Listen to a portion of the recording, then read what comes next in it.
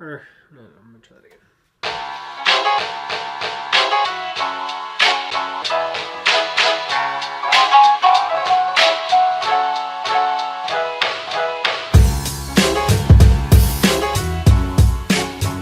Hey folks, welcome back to Tech Gooch, and I have here for you, actually I think this is my first ever tool review.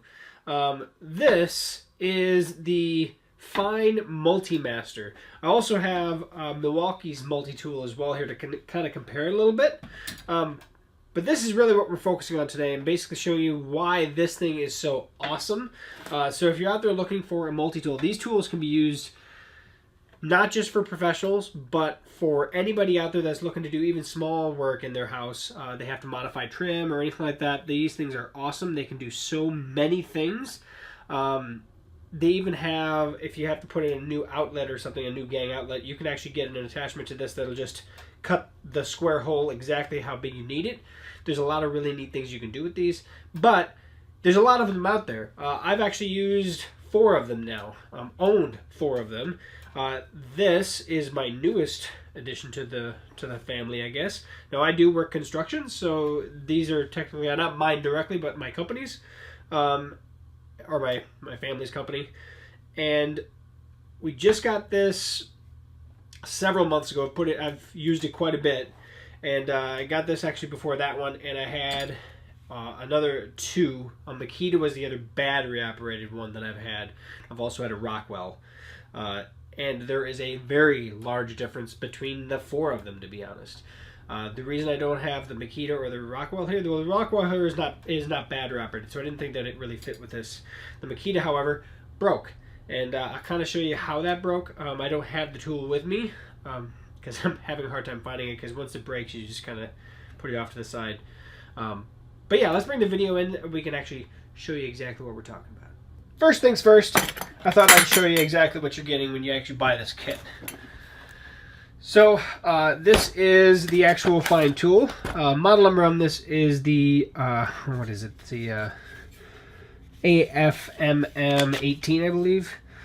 The AFMM18. This is the QSL or whichever. But anyway, this is the 18-volt kit series. Comes with the tool. Comes with 2 batteries, charger, as well as a small assortment of actual pieces to actually use with it. So these all came with it.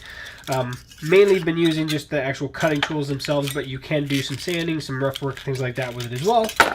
They even have a scraper tool that basically, if you have to scrape off, now I've used this once, but if you have to scrape something like silicone or something like that off of a surface, you can use this.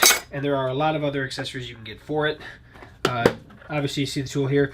The battery basically comes off just by pushing the button in the back, and you can actually vary the speed right here with this dial. Otherwise, it's just on, off, and that's that. On the side of the battery, this is where the power meter is. So this one's actually probably needs charging. The other one should be fully charged. There we are. I'll put that one on instead. I'll get ready to charge that after this. And so that's that. I'm going to go ahead and reposition the camera a little bit, and then show you why this one is so much different than the other guy. So what makes these 2 tools differently, and why is this one, in my opinion, a better tool? Basically, there are multiple reasons, but one of those reasons is actually how it connects and how it actually holds onto the actual cutting tool itself. Because this is exactly what happened to my Makita. Now the Milwaukee, you have a mechanism up here that you lift to unlock. So we'll lift that all the way up until it's actually pointing vertically there. You have to unscrew this little guy here, and then you can actually put the tool on. Now you can put it in multiple directions. You don't have to put it straight with the tool. You can put it at 90 degrees, whichever works. However, the actual piece that's actually holding this in place when it actually vibrates back and forth are these little nubs here. Now these little nubs are definitely bigger than the one that were actually on our Makita. However, these are the pieces that broke, the little nubs. And eventually, if you break all 8, 2, 4, 6, 8, yeah, 8 of these, there's nothing really that's going to keep the tool from vibrating back and forth. Yeah, you can actually keep it on the tool with the actual piece here, but what actually makes it vibrate back and forth to go with the head is those little nubs. That's the bad part about this tool is these. Now these definitely are a lot better than the ones that were on our Makita because those broke fairly simply, to be honest. However, the other thing is how you actually attach it. So you have to put it in, then you have to take this, screw this down. Once it's fairly tight, then you do this guy here, and now we're good to go. We have the cutting tool in place. It's solid, it's attached, it's good to go.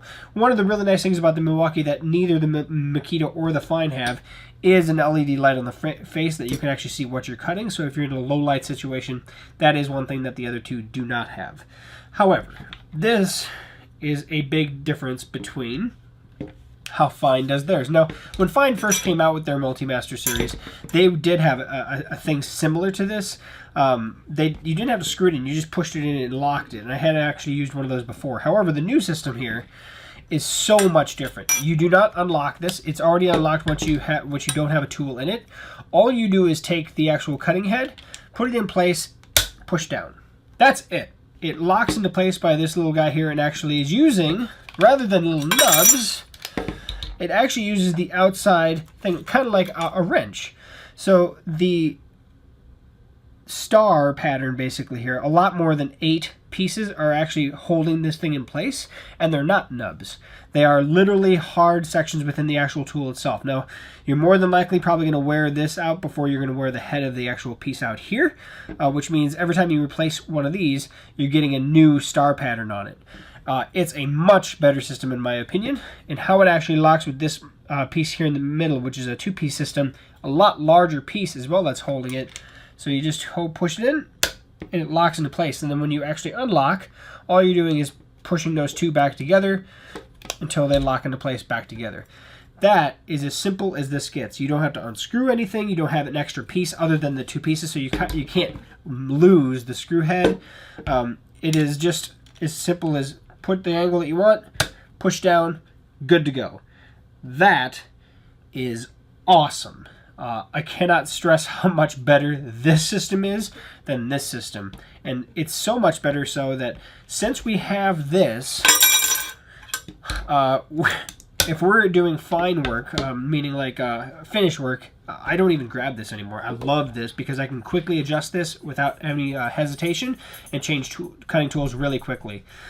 This one as well, we mainly actually now stick with our coarse work that we're not using in more fine situations, where if we destroy it, it gets destroyed, and keep the really good tool for the really good circumstances.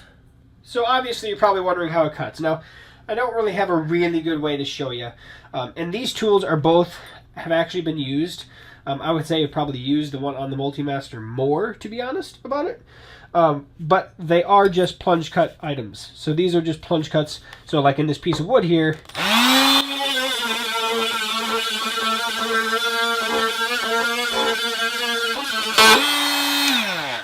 you can just go straight through without any worries. Same thing with the Milwaukee. I'm not going to say anything different about this one, other than it bogs down a little bit more easier than what I found the Fine.